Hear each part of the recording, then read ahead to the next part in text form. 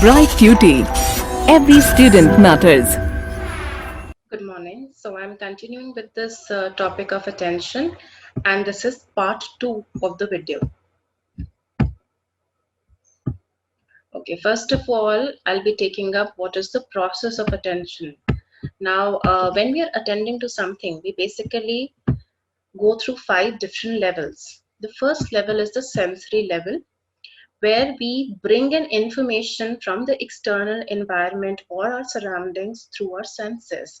So it could be through our nose, could be through vision, could be that we are using our ears to bring in information and to further process it. Second is the selected information is organized even at the earliest stage of processing, depending upon the strength of the input, which means that how strong the stimulus is. If it is very strong, we will process it even faster and we'll be more interested in processing it. At the same time, the bias of the processor. So if we are interested in something that we are attending to, again, that is also going to have an impact on a processing of information. Third is after sensory processing, the information activates elements of long-term memory, which is the repository of knowledge, which determines perception. Now, whatever information that we have, it's actually staying there in a long-term memory. At the third level, that is after sensory processing that we have done, this information moves in the long-term memory, that is the repository of knowledge. Fourth is they are selected, that's the information is selected and chosen for further processing, and it then enters into the consciousness. So at the stage where it is there in the long-term memory, we tend to compare this particular stimulus to the various other knowledge and experiences that we have had till now, which brings us further clarity towards this particular stimulus that we are currently focusing on. And then it enters into our consciousness that, okay, yes, it is similar to the knowledge that we have for this kind of particular object. No, it is totally different to it. So we start comparing it, we start checking for commonalities in it, we start looking for differences in it. So whatever our previous knowledge is, we start relating this new stimulus to whatever we have already in our LTM. Fifth is we may attend to several of these precepts, that's perception that we are doing at once, which can be responded to overtly or it may be stored in the LTM. So if we wish to respond to the perception that we have given to this particular stimuli overtly, that would imply that, we maybe touch it, we go closer to it, we ask questions to a friend related to it. That's overt behavior that we are showing. Could be verbal overt behavior, could be physical overt behavior, that we move closer to it, that's physical overt behavior. Verbal overt behavior, that we are asking questions related to this particular stimulus to maybe somebody who is, in our vision, maybe a friend, maybe a classmate, etc. Or after perceiving or giving meaning to this particular stimulus, we simply store it in our LTM. So we do not act on it, but we simply store the information in our long-term memory. That's the fifth and final level. Now, towards the end of chapter, you have certain questions which are given. Under the category of very short answer question, you have second question, which is what are the various levels of attention? A similar question is there given in the long answer category. This question is asked, what are the various levels involved in the process of attention? So I've just discussed that with you. Moving ahead, what are the different types of attention? It's very important for you to understand that attention also has different types. First one is voluntary attention. When you're attending to something with choice, with your willpower, you have decided to attend to it, therefore you are attending to it. It is also referred to as volitional attention, which again means that the person puts his attention according to his own will. right? It's his own choice that I would wish to attend to this particular stimulus and not to something else. Now, this voluntary attention is actually determined by a couple of factors, which are your willpower, your will, aim, what your goal is in your life. For instance, if there is a person who wants to become a doctor, he understands that it's important for him to, score very well in his medical studies. So he will attend to the lecture of the teacher strongly. His attention, his focus will be very high.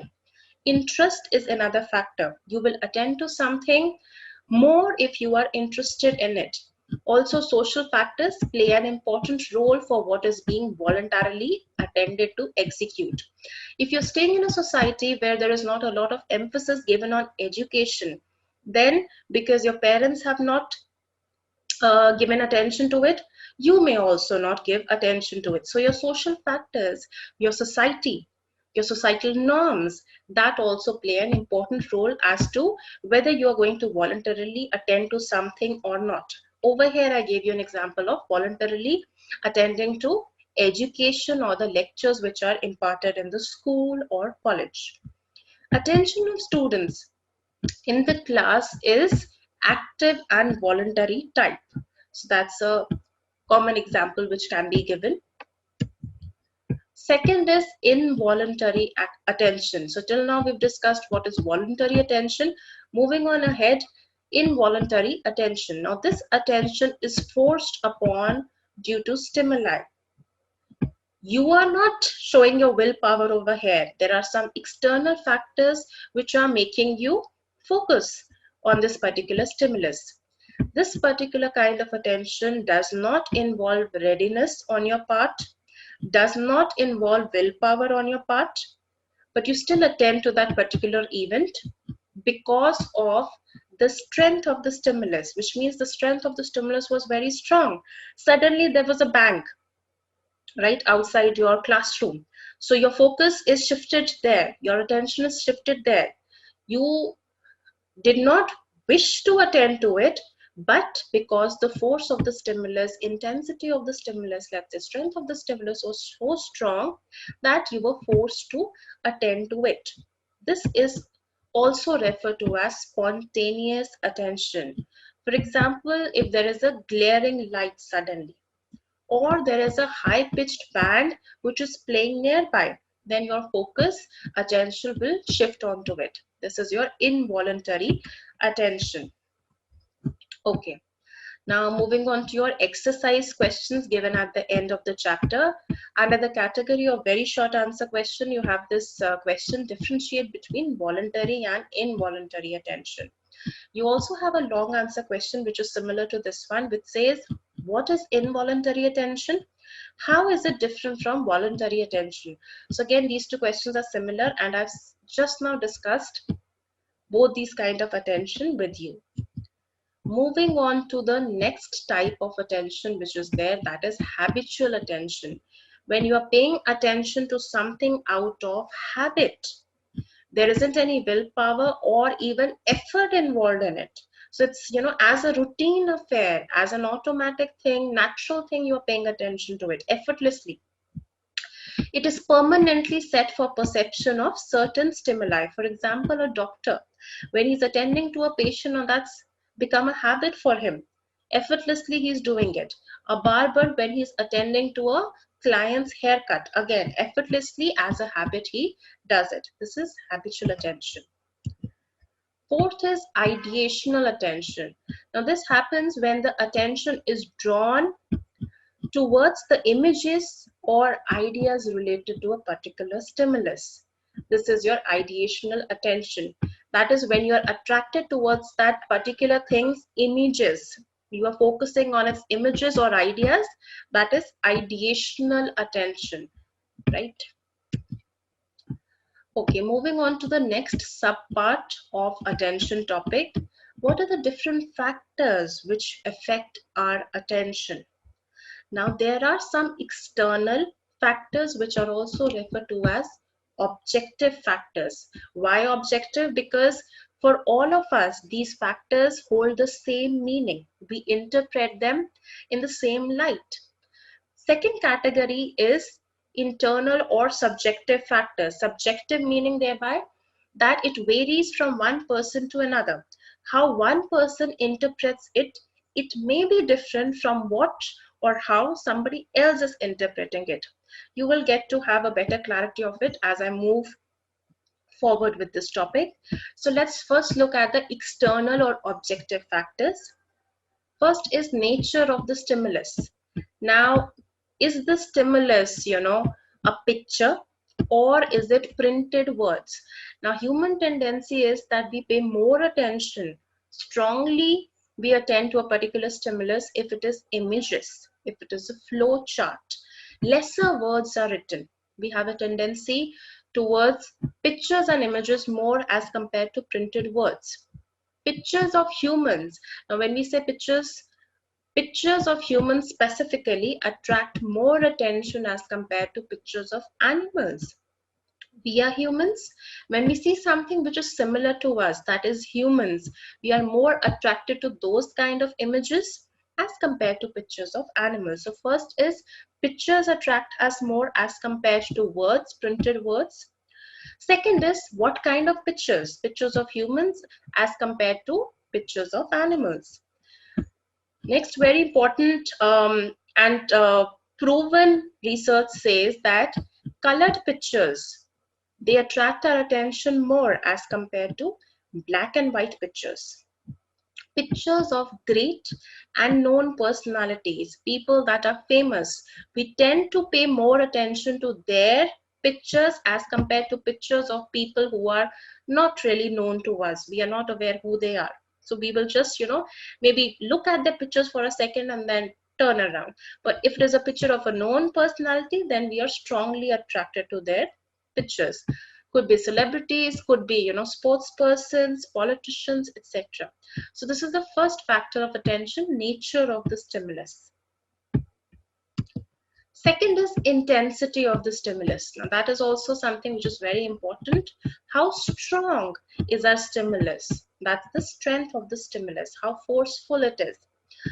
For example, we pay close attention to a loud noise. Suddenly, our attention is taken over by a loud noise.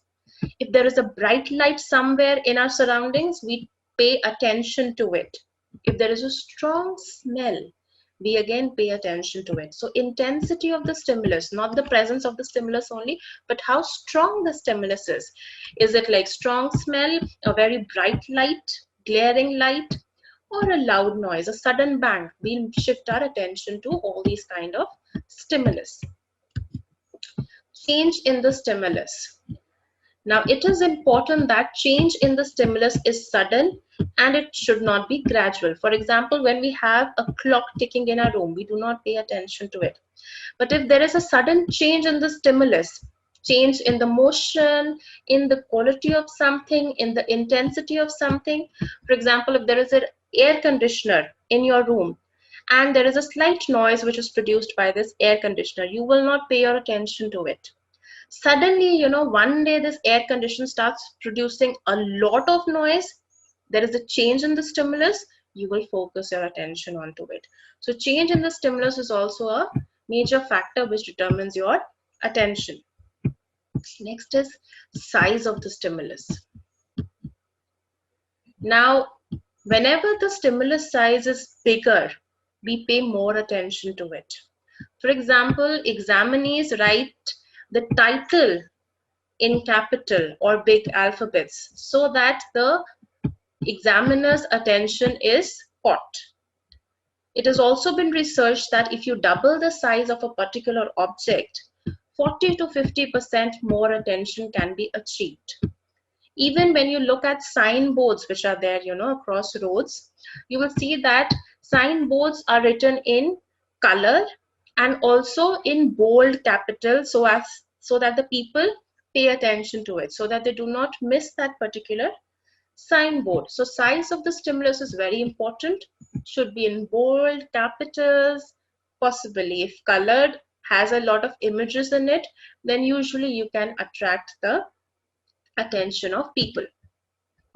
Fifth is location of the stimulus. Now, if this particular stimulus is somewhere close to you, you will pay more attention to it as compared to a stimulus which is far away from you.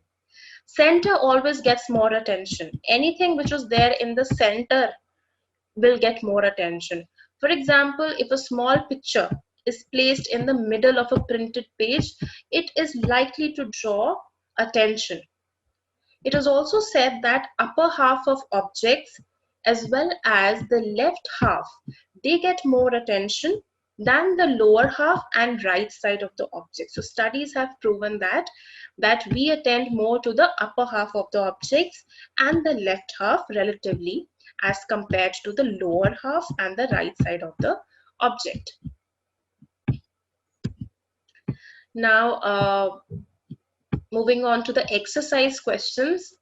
Now, in the category of short answer questions, you have this question number 1, which is, how is size and location of stimuli, how do they matter in attaining attention? So this one you will be able to answer by going through this video. Moving on next to the factors that we were discussing. Sixth factor is novelty of the stimulus. Now, if it is a new stimulus, something that you have never seen, it's a new mobile phone, it's a new pen, it's a new book, you've never heard of this, maybe a particular style, it's a new hairstyle. So you will pay more attention to it. Why? Because it's a natural human tendency that anything which is new, anything which is novel, it breaks the monotony in life. We tend to attend to it. Therefore, if you want to catch somebody's attention, try and bring some variation in it. Try and bring some novelty in it. Seventh is contrast in the stimulus. So whenever there is a contrast between two stimulus, and especially if there is a stark contrast in them, you will pay attention to it. For example, if there are two people standing in front of you and there is a lean and thin fellow, and on the other side there is a very big and stout man, so you will focus on them because there is a stark contrast in them. Contrast could be because of shape, it could be because of size, it could be because of form, texture, etc.